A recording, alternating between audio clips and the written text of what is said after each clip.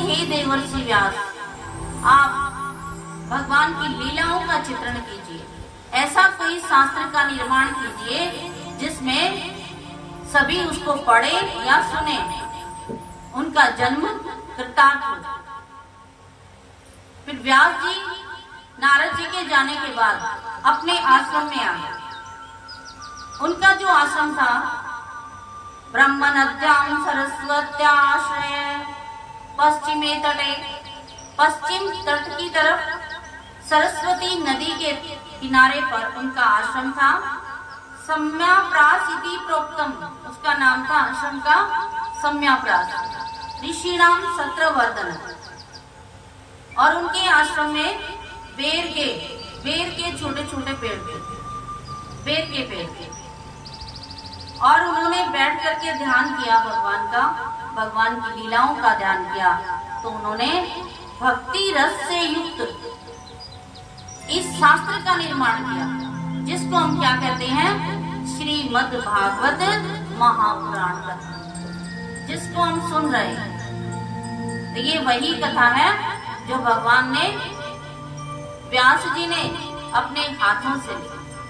जब उन्होंने इस कथा के बारे में विचार किया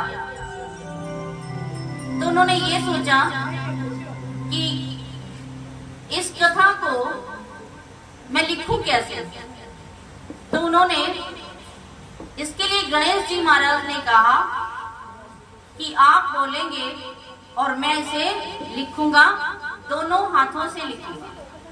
इस कथा को मैं दोनों हाथों से लिखूंगा, एक पल का भी विश्राम नहीं होगा। तो व्यास जी महाराज कहते हैं कि जब मैं बोलता और गणेश जी महाराज लिखते, तो मैंने गणेश जी महाराज को ये जरूर कहा था कि जब कोई क्लिष्ट प्रश्न आए या कोई श्लोक आए, उस समय हम थोड़ा विराम लेंगे ताकि मेरी दिनचर्या के काम भी हो जाए। तो भगवान व्यास जी ने इस कथा को बोला और गणेश जी महाराज के हाथों से लिखी हुई ये कथा है जिसका हम श्रवण कर रहे हैं। बोलिए कृष्ण कन्हैया सांवरिया सरकार की। अब सोनक आदि 88,000 ऋषि मुनि पूछते हैं कि आप हमें राजा परीक्षित के जन्म के बारे में बताएं और पांडवों के स्वर्गारोहण की कथा बताएं कि पांडवों ने किस प्रकार से स्वर्ग की प्राप्ति की और परीक्षित का जन्म कैसे हुआ। तो सुखदेव जी महाराज बताते हैं कि महाभारत के युद्ध में कौरव और पांडव दोनों पक्षों के वीर गति को प्राप्त हो चुके थे और दुर्योधन की जंघा को भीम ने तोड़ दिया था, वो लेटा हुआ था। उसी समय द्रोणाचार्य के पुत्र अश्वत्थामा आते हैं और वे कहते हैं, क्या कहते हैं कि दुर्योधन चिंता मत करो, मैं अभी 5 पांडवों के शीश लेकर के आता हूँ। इतनी सारी महाभारत हो ली, इतना झगड़ा बढ़ लिया, इतने वीर गति को पा लिए। अब अश्वत्थामा कहता है कि मैं पांडवों के शीश ले आता। इतना आसान काम होता तो अक्षौणी सेना खत्म होती क्या? तो वो कहता है मैं ले आता। तो दुर्योधन ने कहा कि ले आ भाई, मैं अपनी आंखों से देखूं। भगवान कृष्ण इस बात को सुन रहे थे।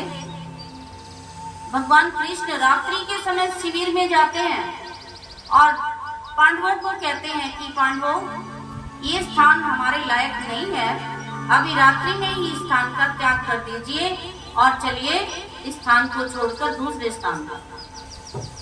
तो 5 पांडवों की विजय इसलिए हुई थी, उन्होंने क्या किया था, भगवान कृष्ण का कहना माना था। उन्होंने जैसा कह दिया वैसा ही किया,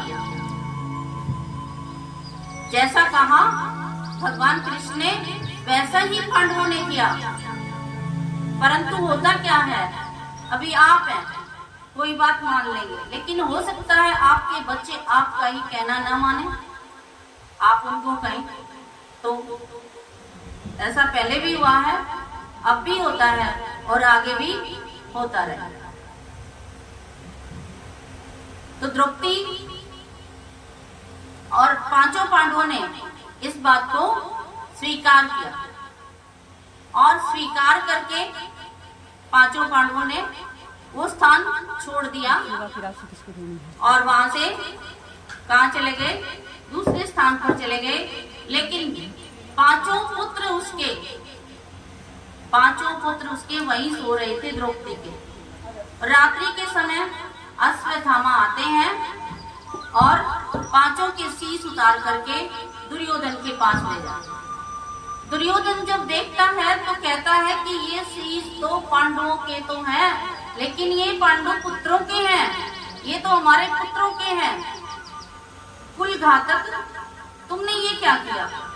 तो दुर्योधन के अंदर भी ये विचार उत्पन्न हुए कि पुत्रों को तो कम से कम नहीं मारना चाहिए था। जब द्रौपदी को पता चला प्रातःकाल कि मेरे तो पांचों पुत्र क्या हो गए हैं, मारे गए, तो उसे बड़ा कष्ट हुआ। और अर्जुन ने उस समय प्रतिज्ञा की थी। अर्जुन ने क्या प्रतिज्ञा की? द्रौपदी मैं अभी लाता हूं अश्वत्थामा का शीश काट करके तुम्हारे चरणों में, उसी के ऊपर चढ़ करके और उसी के रक्त से स्नान करके तुम अपने पांचों पुत्रों की क्रियाक्रम करवाना। बोलिए कृष्ण कन्हैया लाल, सांवरिया सरकार।